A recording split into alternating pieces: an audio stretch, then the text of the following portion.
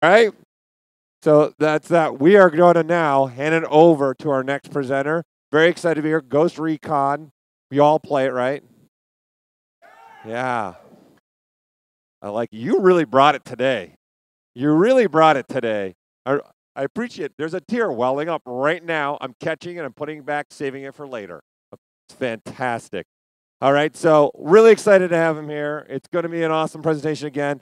Don't forget, don't go anywhere. We have the award ceremony tonight as well, okay?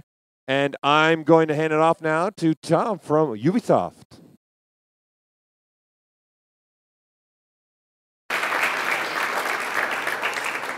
Hi, guys. So I'm going to take it down a notch from crazy dragons to backpacks and something a bit more mellow in video games. So just a little bit about me. I'm Tom Isaacson. I've worked in the industry for about 17 years. Worked on 3 Hitman games, both as TD character artist, lead character artist. I've assisted on creating production pipelines for character artwork in video games. I've been using ZBrush since version 1.5. I believe we started using it in production on Hitman Blood Money back in the day. So used it for a little bit. And I just spent the last 5 years working on this game, Ghost Recon Wildlands, as a senior character artist and recently lead character artist on the PvP section that we're doing. So what I'm going to talk about today is more high-end. It's more about our pipeline, how we created characters for this game, how a relatively small team was able to create the hundreds and hundreds of assets, extensive character customization, unique story characters, and all this for a big, huge open world that needed the civilization, civilians, population, and all this kind of stuff. I won't get into too many details on which buttons to press. Some of the other guys have already done this really well, so this is going to be a little bit more an overview. So just so we all know, in case 1 or 2 of you didn't play the game, I'm going to show a quick trailer so we all know what we're talking about, okay? This used to be a peaceful country, full of life, tradition, and joy. A place where we shared the stories of our ancestors, and they watched over us from the stars. Until one day, they turned their backs.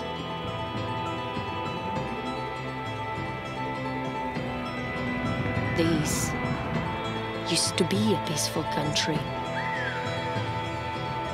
before death arrived, before Santa Blanca. They gave us a choice, plata o plomo. Take the silver or take the lead. Our rebellion failed. Santa Blanca had already corroded the system.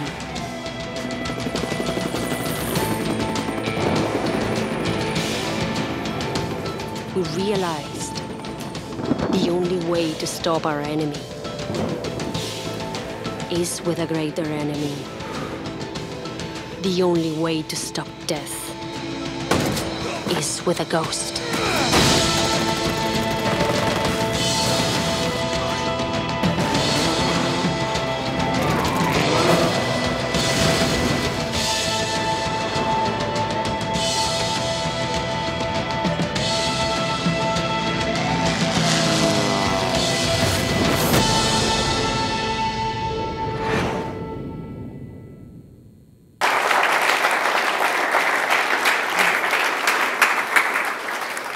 So this game is an open-world military shooter, playable as single-player or 4-player co-op.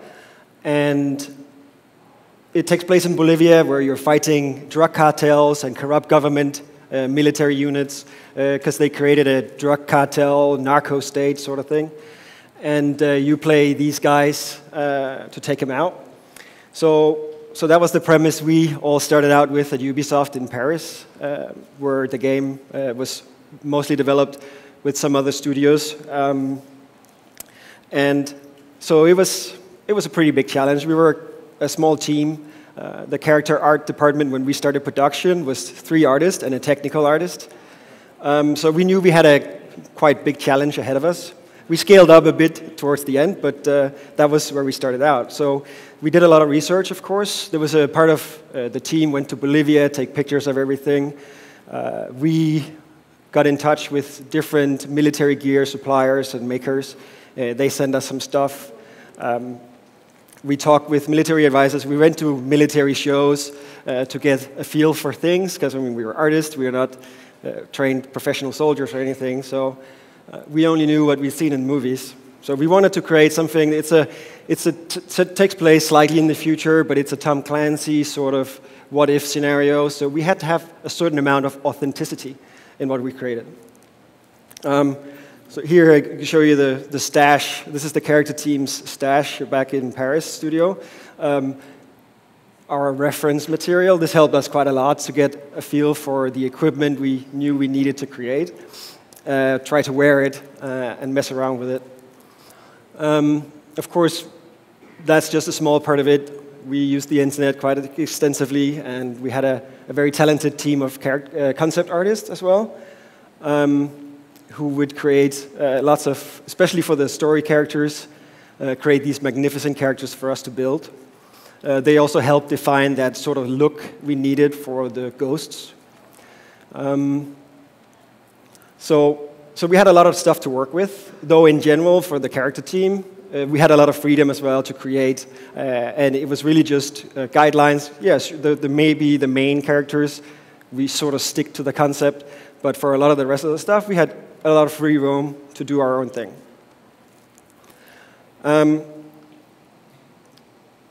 We had a lot of stuff to do, and so to get started, we knew we had to really define the archetypes, the base body types we would stick to. Because we had so much stuff to do, it was important for us to have as few different body types to work with. So we had a main player character, and we did both male and female player characters. And we had some enemy combatants, which would share the same as the player, and then a civilian population, and then some unique story characters on the side. So that was kind of important to get the base models done. We also used Marvelous Designer extensively, so that would be used to drape our clothing there. But initially, we sort of just started building assets, because we all had a kind of idea what we would need to make a cool soldier and all this kind of stuff. So we started building just the kind of things we needed without too many restrictions. And that was kind of cool, because we could then slowly start to define what does it mean to be able to customize, because that was the thing. Because the whole game is about freedom of choice, you would be able to complete missions in any order, so we also wanted the player to be able to look the way they wanted. So a big customization was put in place, something we call the character smith. So if I say that's what I'm referring to. Other ways we decided to, get back to we needed to sort of define the categories of what we could change for the character. But we tried to keep it loose in the beginning and not too many restrictions, so we could have the layers that we eventually ended up with. We also used photogrammetry. We looked a little bit at the gear. Could we scan like all the military stuff we just got in the office? It didn't really work out very well, and we sort of knew that from the beginning, especially with the customization and all the different variations we would need. But for heads, it kind of became an obvious choice. So we actually ended up recruiting a third-party company called Another World Studios, which is based here in LA.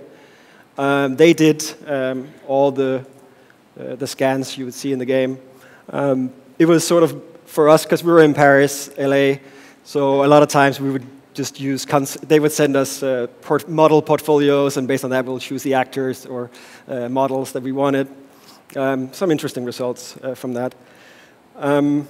The core art team, like I said before, was quite small, so that was one of the reasons we really went for this.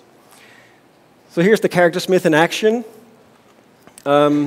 Just to give you really an idea of what it is we were trying to do. it was by far the biggest challenge creating this game. And so we wanted to basically have as many different options, right? Which means layers. And layers are really hard when it comes to real-time graphics, where you don't have a lot of bones or real-time displacement maps and all this kind of good stuff that could really help you here. So it was first of all, it was very useful that we kind of started out just playing around with the stuff. So early on, I made a hoodie because I knew that was going to be cool, not really understanding how many problems that would give us in the end. So you have clothing gear that spreads across regions, and that's where the system has to get clever.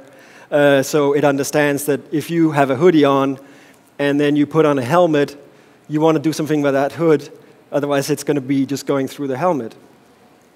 So we set up a very sort of extensive set of tables that would control this. So we decided, basically, based on aesthetics really, that the hood would come down if you chose a helmet.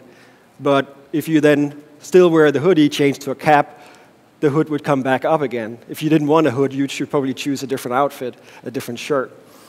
The same way, this sort of spreads through everything. So if you had a helmet and you choose a gas mask, we would remove the straps because we had problems with the straps would otherwise go through the gas mask. Also because we had different size gas masks, and there was a lot of these little things that you don't really know is a problem until you face it and you have the asset in there. We also gave the option for the player to change his gear at any time during the game. So, because you could probably have done a quite complex system if you choose the order in which the player can select items. But for us, it was completely fluent.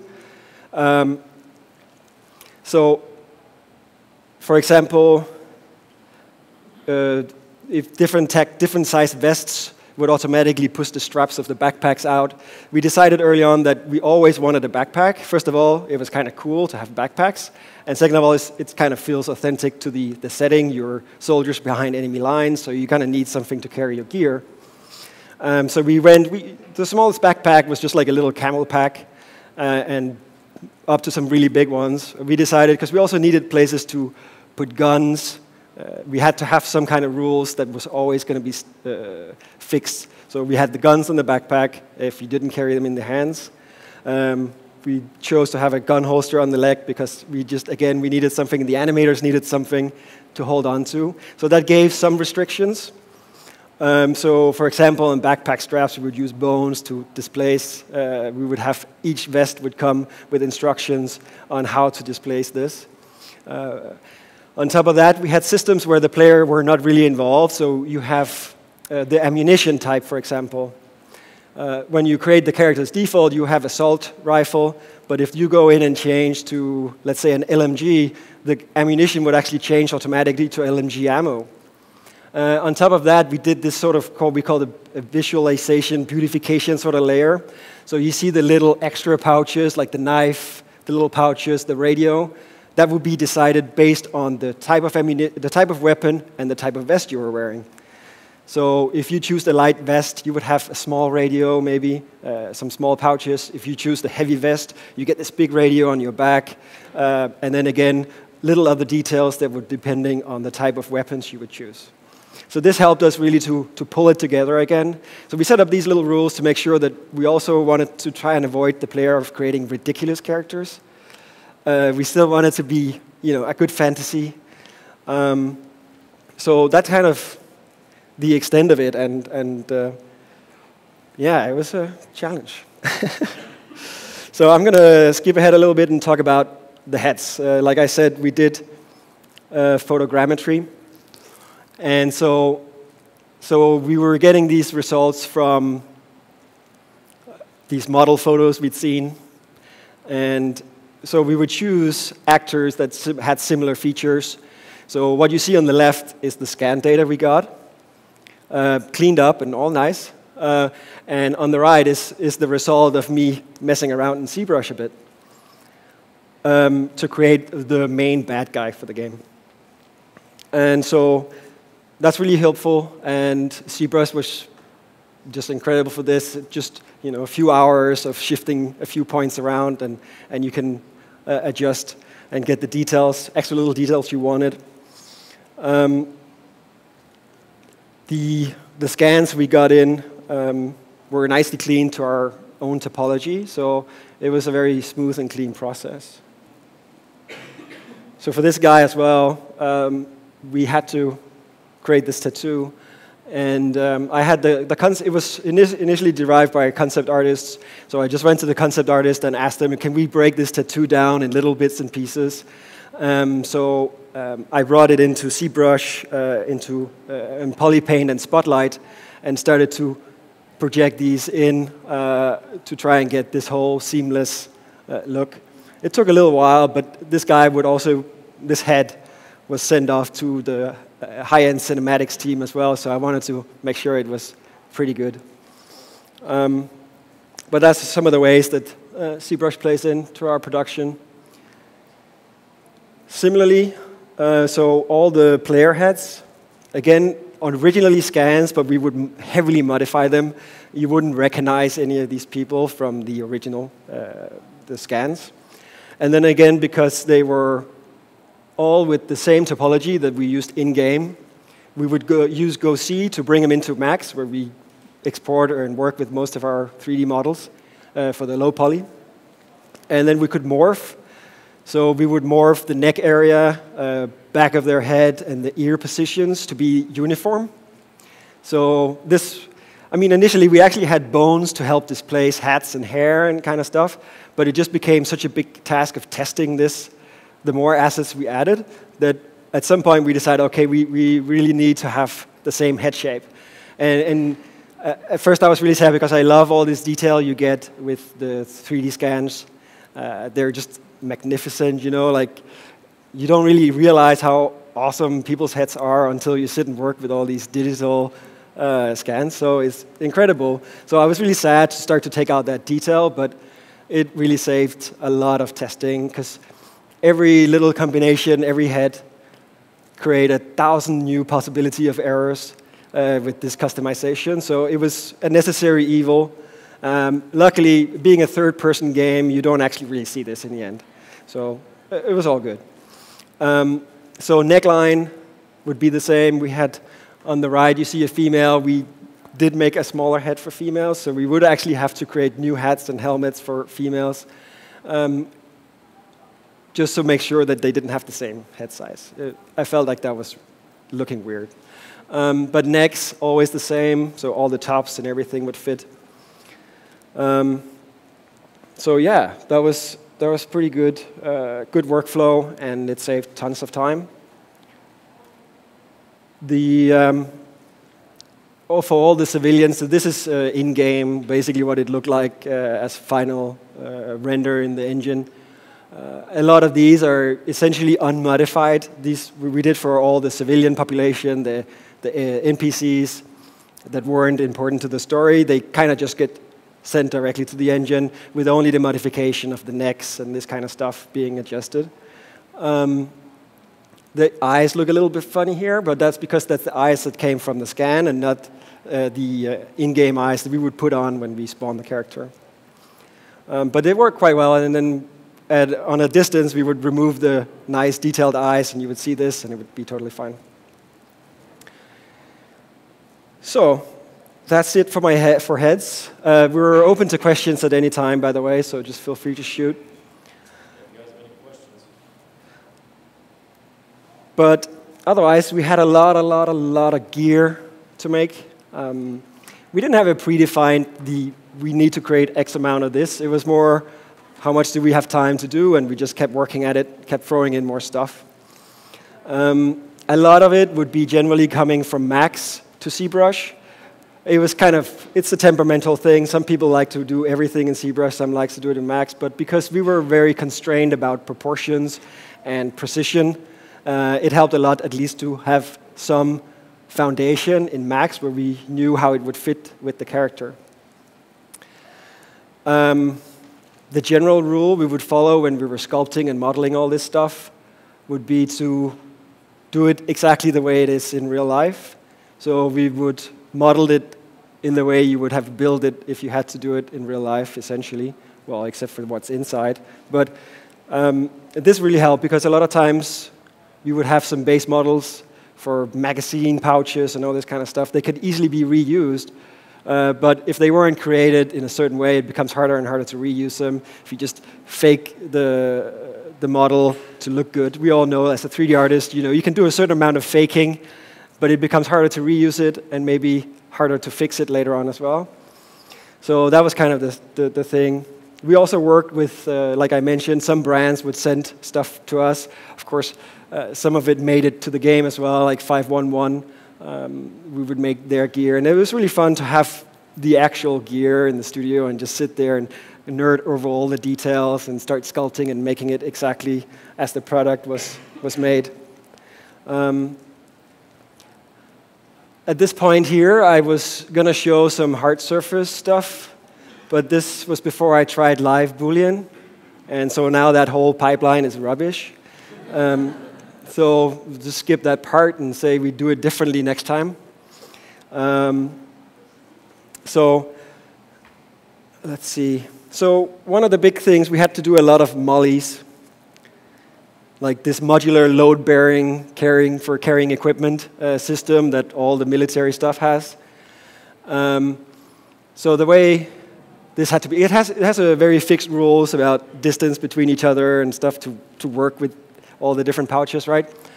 So the way we would typically do it was to start. Well, first we would create the overall shape in ZBrush, for example, in this case the backpack, and then take it into Max, and then position the mollies with sort of the half-finished ones. Because of the folds and everything, we wouldn't know exactly where.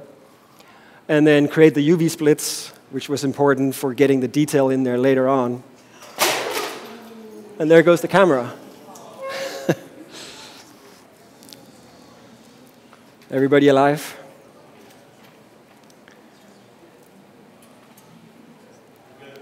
Good.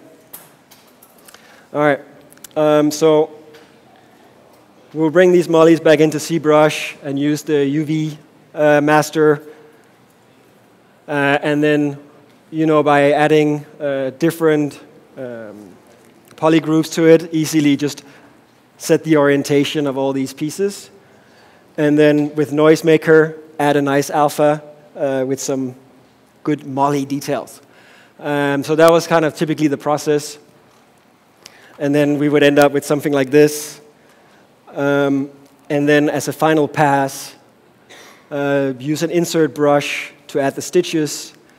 And finally, some damage, wear and tear. This could go on a layer or not. It kind of depended on the artist. But it really helped. And generally, wear and tear was something we spent a long time doing to make the gear a little bit used, a little bit authentic. So there was some amount of effort put into all these different things, but... Got a question? Oh, sure.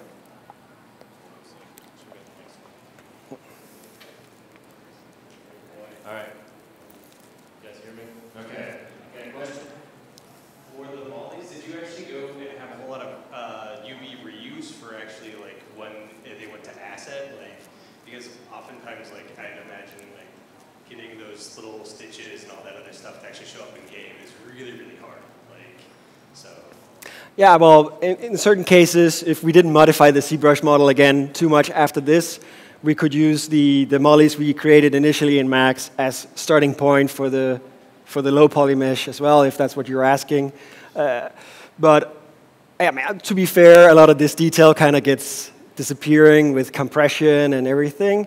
I think we did get the stitches through because we also had different colors on the stitches, so you could kind of see them at the highest res.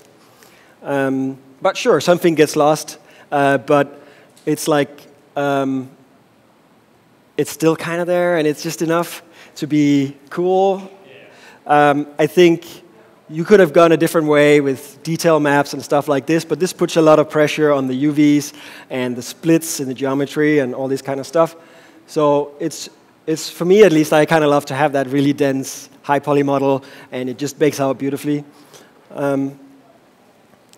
But so after all this damage pass and everything, we would color code our mesh. Simply polypaint. I mean, in most cases, I would decimate it first and then add the colors, break it down. Because, yeah, sometimes they were pretty high poly, so we didn't really need that much. In our case, we used this sort of for the player characters. For the color customization, we use HSV to modify colors. So it wasn't like a color multiplier. So we needed color in there to be able to use HSV to modify color. So we chose this green as a basis. So I just decided, why not just put it directly in ZBrush? So when we bake out that color information, it's essentially our diffuse texture that we're working with. And then use a few different colors to create masks. So we could put out a texture, something like this. Pretty simple. Add in a little bit of ambient occlusion. We would put out a cavity map. We would put it in a separate layer. And then basically send this to engine. And then we integrated substance into our engine as well. So we created a few substances to create some damage, some more wear and tear, some dirt. That would also go as separate layers, so it could be controlled how much dirt and what color it would be. So this actually helped runtime as well, so we had the system for additional dirt. When the character would climb in the mud, it would get all dirty on these kind of things. And so from that, we sort of end up with the final in-game backpack. So all the dirt and all this kind of stuff, there's essentially no Photoshop involved. It's just a button, done. We had a lot to do, right? So we needed to cut corners in certain places, and there was a certain point where things are good enough, so we just need to get it out. Backpacks were sort of an interesting part of this game, as it's a third-person game, so most of the time you'll see your character run around from just behind him, so you'll have your backpack, right? That's all you see. So that almost became the main character for the game, these backpacks. So we spent a lot of time prototyping, doing different things, and one of the tools we found was useful was to say you simply use a quick C-remesher on the high poly model to create the low poly. So we could bring it in-game and quickly test to see if this was something that worked for us, if the size was right, if the right silhouettes and all this kind of stuff. It was more for the higher-ups to get them convinced before we spend 2 or 3 days doing the retopology. But this was a nice workflow and handy to have C-remesher in there to quickly do something for us. So the avatars we were making for clothing in general would be super important. And again, what we would do once we had built a few assets would be used to use those assets to create new avatars. It was important to have that initial displacement. So, for example, when we were creating pants, we knew, okay, pants goes to here, so they can connect with the top correctly. So there will never be gaps. We don't want the top to go through the pants and all this kind of stuff. So with ZBrush, we could create these custom avatars for Marvelous Designer. So that when we bring in our drapes, we get these nice little details from the belt, from the sports bra, all these kind of cool things that I think is cool, to go through and really create a very nice basis to work with. And then ZBrush would come in and add all the nice little details in the end. This really helps speed up the process. Similarly, because we had so many different items to do, and we went a little overboard, I must admit, because we created tops for when you were just wearing your backpack, but then we created a variation of the top when you were wearing a tactical vest. So we ended up with, for male and female, so we ended up with 4 assets in many cases of the same item, just to have that cool. I don't think anyone ever noticed this. I mean, we had some YouTube videos coming up and saying, oh, it's cool, they changed the magazines when I changed my gun and stuff. But this one I never saw mentioned anywhere. But that was a lot of work, creating this. But we're still proud of it. We think it was cool. of course, in certain cases, like you have the female tub was tight already, so in this case, we kind of said, okay, it's good enough, good enough. In terms of tools and ZBrush and all this kind of, again, it's super individual, right? For me, old school, I just used the tools that was pretty much in the first version and stuck with them ever since. Even the red matcap is still my preferred color. I know people in the crowd laughing at me now because I'm using this one. But I don't know, for me, it's like I can read the shape. And that's the important part, right? I can look at this and I know exactly how the normal map is going to look when I bake it because I can understand the shape. So good thing they didn't change it yet. So we model in, it will be like memory folds, wear and tear again, always a little bit of damage. Sometimes we would get less than perfect results from Marvelous. Sometimes it's easier just to fix it in ZBrush afterwards instead of trying to get this physics simulation to work. So, yeah, a pretty straightforward process, really. This would go through in many areas. We would need pans with knee pads, without knee pads. So it became useful for us to use ZBrush to try and just fix the one region that was affected rather than creating completely new high poly meshes. This helped for two reasons, because it doesn't really take that long to go from through these steps, but the low poly model that we build in the end is where most effort and time is put in. I'm going to touch on it a little bit later. So by just changing a smaller area, we could reuse more of the low poly model afterwards. So this became very helpful. So we could use ZProject to make sure the surfaces, so we would have one pair of pans with the knee pads, or that part, and then ZProject to blend with the other model. Similar cases, the Hoodie, it always comes up. It was our biggest nightmare. Got a question? Are these sculpted from scratch? Are they based on 3D scans? Or is it just 3D reference? These start from Marvelous Designer, if you're familiar with it. Basically a cloth simulation. So that will create our bases. So, and then ZBrush. So there's no scans in our clothing. It's only the heads that was scanned. Is that good? You should check out Marvelous Designer. So for the Hoodie, of course, again, it's like making all these variations, hood up, hood down. I think we had like 4 or 5 different types of hoods for whether you were wearing headsets, the type of hat you were wearing. We had the square hat, so we had to have a slightly square hood. Again, stuff most people probably never saw. Same again, elbow pads, no elbow pads, male, female. It adds up.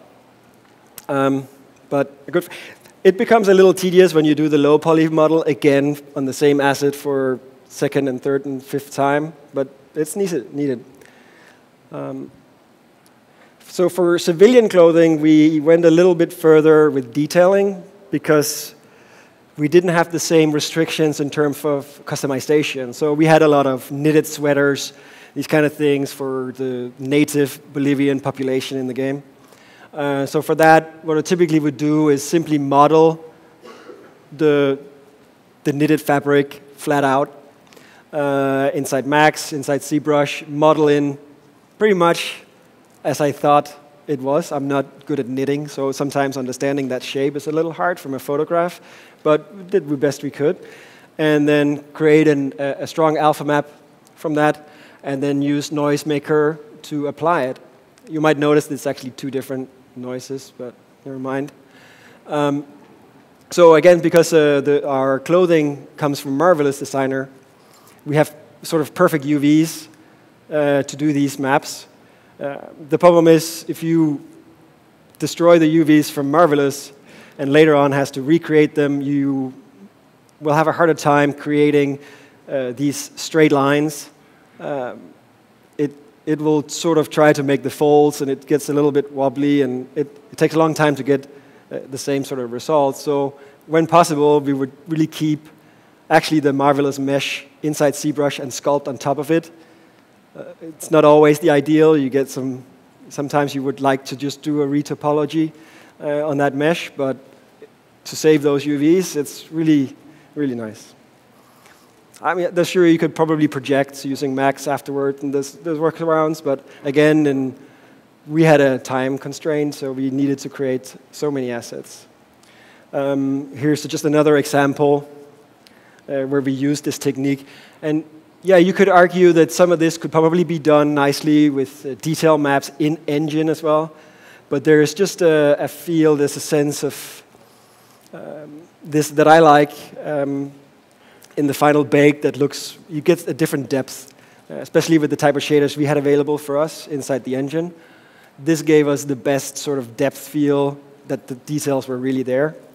Also, it helped us mix different types of fabrics together in the same way. So civilians in general was another big challenge. And we created a lot. So this is just captured in engine for one of our test scenes. And we spent days in here checking. So the way it's set up is it's just tables with some random numbers saying a percentage chance of spawning this item with this color for this category of person, and then these combinations, and then we would have different hats, different heads. Everything would sort of go into these tables to avoid seeing the same person twice when you play the game. Of course, it still happens because it's by chance. And there's certain restrictions in the game as well. If the streaming was a bit under pressure for streaming graphics, it might pull in some more of the same characters. But at least we did our best to avoid it happening. And so it's kind of fun. You can sit there, and you want to test one asset, and you keep spawning and respawning, and that, because it's by chance, that one asset just doesn't want to show up in that combination. You want to test it. But then you go in and check. You can override the system and force it. But this was good fun. This also helped us a little bit going in and testing with the animators as well, seeing how we got some deformation. Because actually, the character team at Ubisoft Paris, we also did the skinning of all the characters. We also did, if we needed custom rigging, we would do that as well. And that's kind of cool, having that whole hands-on, and you can build it the way it was intended to be animated, and it's a very good process, I think.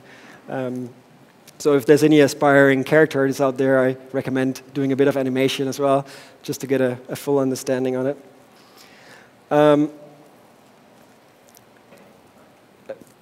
It's a little bit of a miracle that the computer doesn't crash when we have all these characters in there, but it's all this is, I think, generally more or less everything.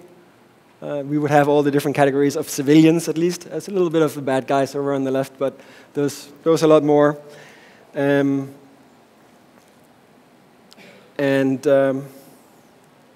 Yeah, so retopology. And I don't know, maybe some will be a little bit surprised that I started in ZBrush with this. There's other softwares out there now that does retopology pretty good. But I still prefer to do it in here. For me, there's a certain magic to it. It's you put on your headphones and you just start point by point, and you keep going. And for a pair of pants like this, it's easily one day's work of just doing it point by point. I would bring in our base body, as you can see sort of up top there. So I would try and align the polygon flow in those areas where I knew it would connect with other items. And so because I just used the body, our sort of base body mesh, and I did this with all assets, I kind of had a feeling that at least there's a good chance that the polyflow would be quite decent in this area where tops and pants would connect. And this really helped with the skinning later on, making sure that the animation was all right. We would have a lot less polygons intersection when they started moving and being animated. It's a little bit tedious, But the reason I use ZBrush for this is because, for me, I have a full understanding of the shape, where I feel some other softwares, they don't give me the right render of the high poly. So I can read it a little bit less. So this is one of the main reasons I like it. A couple of tips when you're doing this would be, sometimes points get stuck for some reason. You can't move them around. I don't know, for me it took forever to figure out what was going on. And I was like, I just accepted, okay, this point is stuck. And sometimes it would be like half the mesh, so you couldn't adjust it. And then eventually I got so tired of it, I started Googling and find out it's because some points can get masked. So by control dragging, you can deselect those points. And so just in case any of you guys have that problem, I suggest you do that. Quick save is also one of those buttons you should just click sometimes when you're doing this. But this, I think for me at least, when it comes to video games, this is where it's happening. This is the purest of it. This is what you actually see in the game, right? So for me, this is the most important step. You can have the most beautiful high poly mesh. If you don't do this step correctly, it's going to look terrible. I could probably have brought in some examples, but I chose not to. But getting this one is, this is something that comes with experience as well. You have to do it many, many times. You learn how, because you're working with normal maps, and so that's quite temperamental. So you quickly learn how steep your angles between the polygons, where you can have your triangles and where you can't have your triangles, where you need to put your UV seams, all these kind of things. It just takes practice, and keep doing it. And if you do it right, there should be such a close gap between your high poly result and the in-game result in the end, of course, taking compression and this kind of stuff into consideration. But for me, the best part in creating any kind of asset is that when you build this one and you bake the normal map for the first time, and it's flawless. And then that's like, yeah. Awesome. So I got a question for you. Sure, fire away. For the knee pad there, you have one of them topoed and the other one's blank, using mirroring processes. Sorry, I can't hear. The knee pad, you have one retopoed and the other one doesn't have any topology on it. Yeah. What's the reason for that? Well, in this case, actually, it's because they're symmetrical. So usually we'll finish up the retopology in Max, close holes, create some bevels and stuff like that. And the knee pad in the ZBrush file is completely mirrored, at least on that detail level. The fine details might not be the same. So it's just no reason to do it twice. So that's the simple reason for that. Yeah, of course, you have like the gun holster. Of course, we would use similar gun holsters for all the models. So that was already a separate model that we would combine afterwards. So it's just a guideline to show this is where we put it. Does it make sense? So after the low poly, UVs and all this kind of stuff, and then in-game we use Simply Gone to create further LODs, like the models that you would have even further away from the camera. So pretty painless, generally, process. Obviously, since we had character customization and we didn't really have that control of saying, testing skinning on lower LOD levels, and you would have all these layers of clothing and stuff. But generally, the errors that would create would be too far from camera to be noticeable. But there's definitely some trade-offs. I mean, generally, just any kind of customization, just it forces your hand quite significantly. We also had to do a bunch of main story-driven characters to tell the story. I think there was about 20 completely unique characters. And for those, we would basically deal with them as a completely unique character. So it was kind of a treat for the character artist to get one of these assigned. You just get the concept, and you could, I think we usually assign about 20 work days to create a main character. That would include both the high poly, low poly, and the skinning and integration to the engine. So I think probably 6, 7, 8 days maximum have high poly work to do these things. But because you had the head scan, you had some hands and arms scanned as well, you had a good starting point. And in most cases, we would still stick with some of the same skeletons we were using for any of the other characters in the game. This also helped the animators quite a lot. This is the Cardinal, another baddie. Since we launched the game, we've kept adding new items, something a little bit more crazy, and some more traditional military stuff as well. But and we've actually still adding stuff now as we speak. And the game next week, there's a big PvP edition of the game coming out for free for people who bought the main game. So we've added some new items there as well for the different character classes. And it's because the system we built for the character smith is quite elaborate, and every time we add new items, there's a lot of testing involved. There's so many things that can go wrong, and so we spend maybe just as long as we create the items as testing it. And actually right now we have this system where you can't just submit data into the game without supervision in a sense. So what I usually do now is like the artists create the asset, and then I need to sort of approve. I mean, it feels silly sometimes because these guys know what they're doing, right? But there's always, like, did you remember to test this? Did you test it with that top? You sure that works? And it just goes through this. There's so many items, and the checklist just becomes bigger and bigger and bigger. So if I had to do it again, I think I'd probably do it slightly different. But it's a real challenge, but it's definitely fun. And we also did, sometimes we wanted to create something that just did not fit in the character smith. Costumes, we wanted to do Sam Fisher, for example.